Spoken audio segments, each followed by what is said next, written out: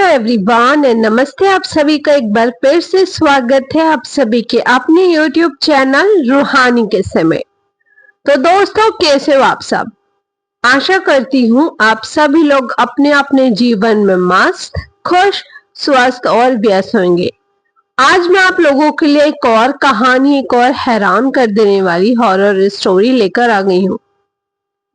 अगर मैं आपसे कहूँ कि एक ऐसा घर है जहां बीमारी से कोई नहीं मरता, चोट लगने पर भी कोई नहीं मरता, खून बहने के बाद भी कोई नहीं मरता, लेकिन फिर भी उस घर से बाहर निकलने वाले जिंदा नहीं बचते, तो शायद आप कहेंगे ये कोई डरावनी कहानी होगी। लेकिन ये कहानी नहीं है, ये एक गांव की सच्ची घटना है जिसका जिक्र आज भी वहां धीमी आवाज में किया जाता है। मध्य प्रदेश के सिहोरी जिले के पास एक छोटा सा गांव है। गांव का असली नाम आज भी लोग बाहर वालों को नहीं बताते। गांव के आखिरी सिरे पे एक पुरानी मिट्टी का घर है। दरवाजा आधा टूटा हुआ, खिड़कियों में कभी शीशे नहीं लगे, दीवारों में दरारें और घर के अंदर हमेशा अजीब सी ठंडक। गांव वाले उस घर को कहते थे बिना मौत वाला घर। लगभग 15 साल पहले गांव का एक आदमी था, रघुनाथ। एक दिन वो छत से नीचे गिर पड़ा। सिर फट गया, पैर मुड़ गया, काफी खून बह चुका था। डॉक्टर गांव से बहुत दूर थे, एम्बुलेंस आने में समय लगना था। गांव वालों ने सोचा जब तक गाड़ी आएगी इसे उसी पुराने घर में लेटा देते हैं। रघुनाथ को उठाकर उसी घर में लिटा दिया गया और वहीं से सब कुछ बदल गया। अजीब बात जो किसी ने सोची नहीं थी, घर के अंदर रघुनाथ की सांसें चल रही थी, खून बहना रुक गया, शरीर ठंडा हो गया, लेकिन जान बनी हुई थी। 3 घंटे बीत गए। जब उसे घर से बाहर निकाला गया, उसी पल उसकी सांस रुक गई। डॉक्टर ने बाद में कहा यह आदमी तो 2 घंटे पहले ही मर जाना चाहिए था। धीरे धीरे एक डरावना सच सामने आया।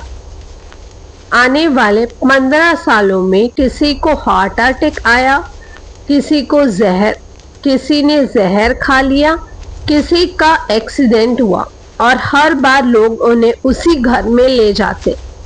11 लोग थे और हर बार गांव वालों ने एक ही बात दोहराई, घर के अंदर जिंदा, घर के बाहर मौत। पोस्टमार्टम रिजल्ट में कोई ठोस कारण नहीं मिलता, बस लिखा होता मौत स्थान बदलने के बाद हुई। उसी गांव में एक कंपाउंडर रहता था। सबसे सच्ची गवाही रोहित की।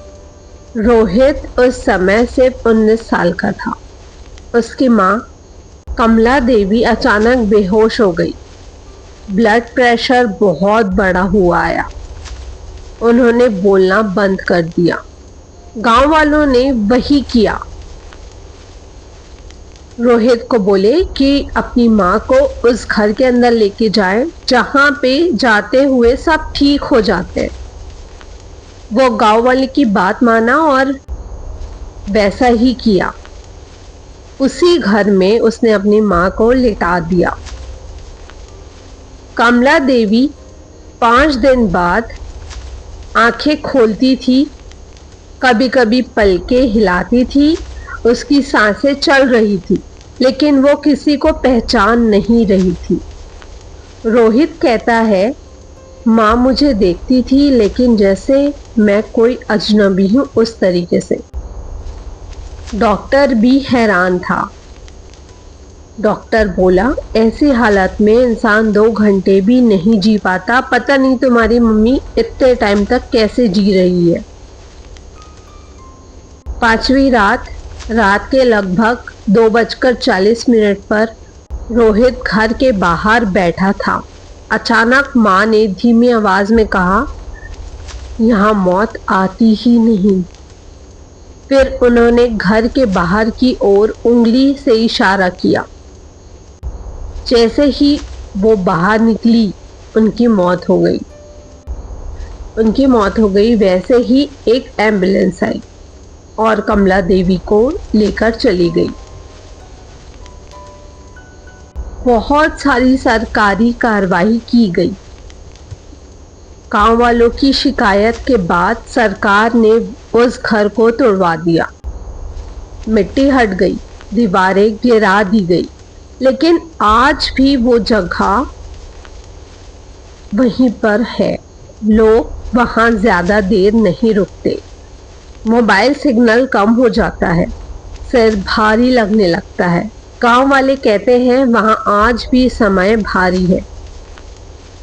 रोहित आज भी कहता है माँ ने सही कहा था, कुछ जगह ऐसी होती है जहां मौत नहीं होती और वही सबसे बड़ी सजा होती है। अब मैं आप लोगों के लिए एक मैसेज लेकर आई हूँ। अगर कभी आपके गांव में कोई ऐसा घर हो जहां लोग मरते नहीं, तो याद रखना वहां जिंदा रहना आसान नहीं है। असल में जिंदा रहना वहां होता ही नहीं। तो दोस्तों, इतनी थी आज की कहानी। आशा करती हूँ आप सभी को ये कहानी अच्छी लगी होगी। अगर ये कहानी अच्छी लगी हो तो प्लीज मेरे चैनल को सब्सक्राइब और इस स्टोरी को लाइक करना मत भूलिएगा। और अगर आप लोगों के पास भी कोई कहानी और किस्से हैं जो बहुत ज्यादा डरावने हैं, अजीब से हैं, और आप लोग चाहते हैं उसे मैं अपनी आवाज पे नरेट करूं, तो मुझे इंस्टाग्राम पे या फिर मेरे ईमेल पर लिख कर भेज सकते हैं। दोनों के ही लिंक मेरे यूट्यूब चैनल के डिस्क्रिप्शन में मेंशन है। तो चलिए आप सभी लोगों से फिर से मुलाकात होगी एक और किसके साथ, एक और कहानी लेकर। तब तक के लिए बाय बाय, टेक केयर, अपना खूब सारा ध्यान रखिए and thank you for watching.